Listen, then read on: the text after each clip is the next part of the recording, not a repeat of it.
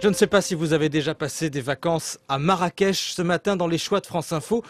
On va aller regarder derrière les façades de la capitale touristique du Maroc. J'accueille Ali Amar. Bonjour et bienvenue. Bonjour. Vous êtes journaliste avec Jean-Pierre Tucois. Vous publiez Paris, Marrakech, luxe, pouvoir et réseau.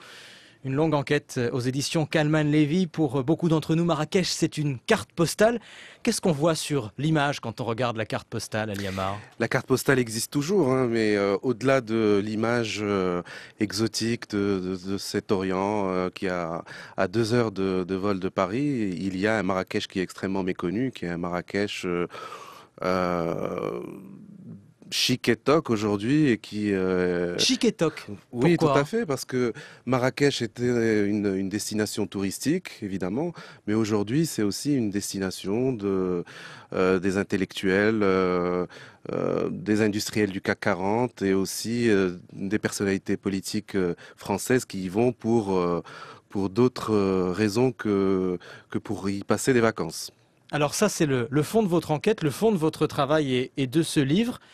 Qui précisément fréquente Marrakech parmi ces personnalités et pour y faire quoi, Ali Bah, Amar? écoutez, si on doit faire la liste de toutes les personnalités françaises qui un jour ou l'autre ont été à Marrakech, je pense que le livre aurait on aurait eu besoin de 1000 pages pour décrire toutes les personnes qui y vont.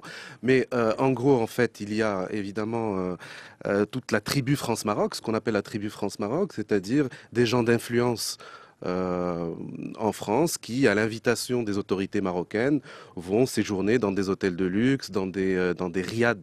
Vous savez, ces petits palais qui représentent aujourd'hui, qui symbolisent la nouvelle Marrakech et qui, au-delà des petits plaisirs qu'ils peuvent trouver là-bas, eh bien, ils sont en cheville avec le régime marocain pour des intérêts qui ne sont pas très reluisants. Quels intérêts? Que vont-ils chercher à Marrakech aujourd'hui? Bah, écoutez, il y a le livre en parle et c'est bon pour certains évidemment je ne généralise pas, mais il y a les plaisirs sexuels interdits, hein, ça on le sait, on en a entendu parler Ça, il dans y a la tout presse. un passage dans le livre là-dessus. Vous dites que Marrakech est vraiment devenue une capitale du tourisme sexuel et que la ville a même remplacé Bangkok.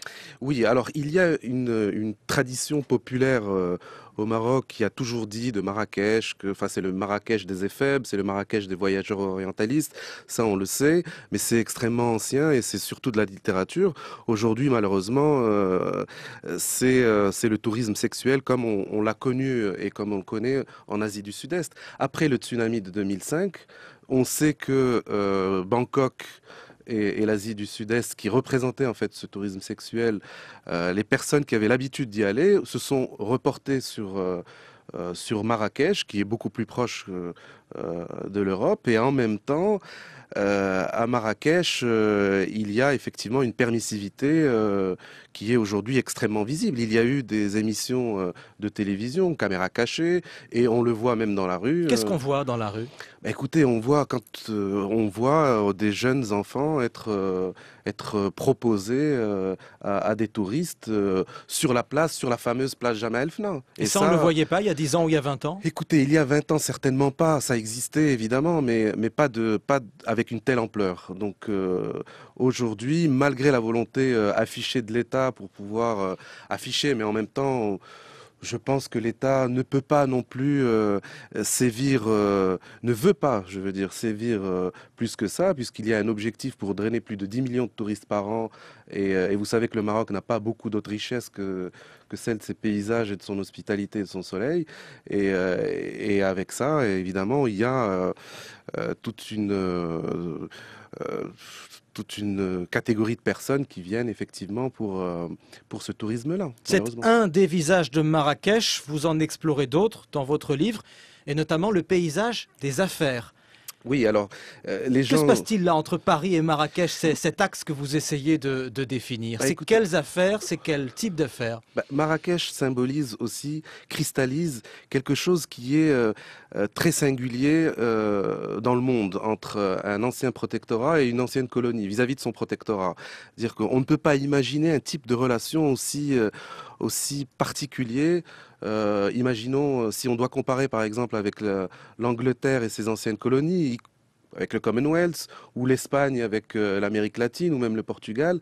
C'est un type de relation qui est absolument unique et fascinant et en même temps incroyable.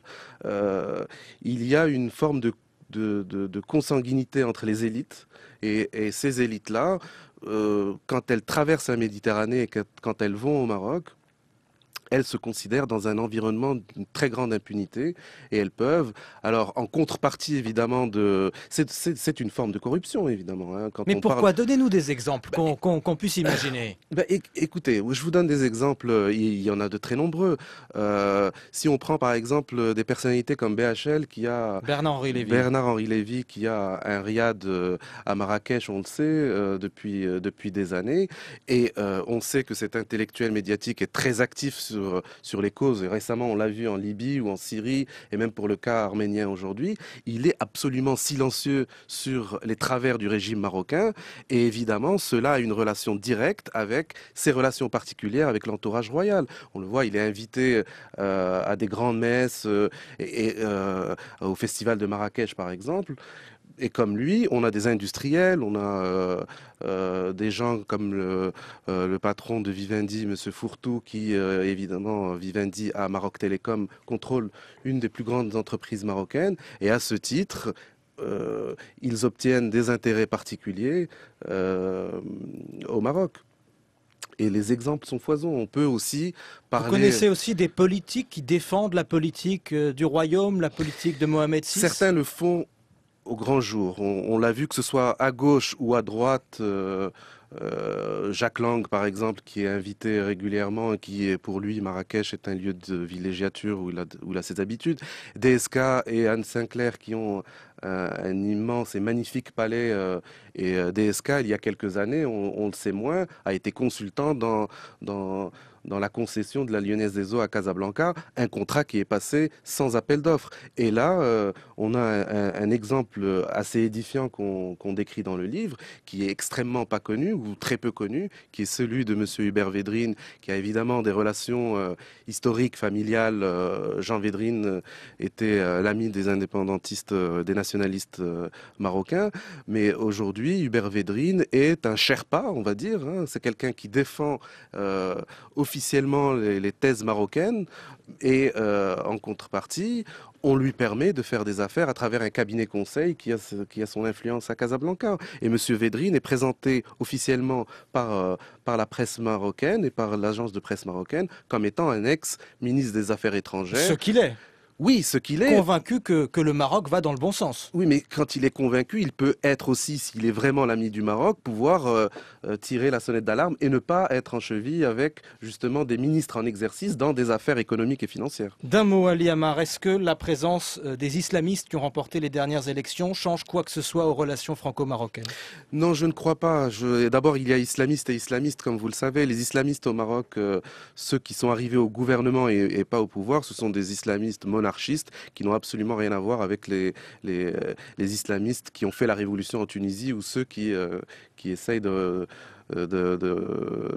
le pouvoir en Égypte. Donc l'axe Paris-Marrakech existe encore plus que jamais et c'est ce livre, Ali Amar, Jean-Pierre Tucois, édité chez Calman Lévy. Merci à vous. Je vous remercie.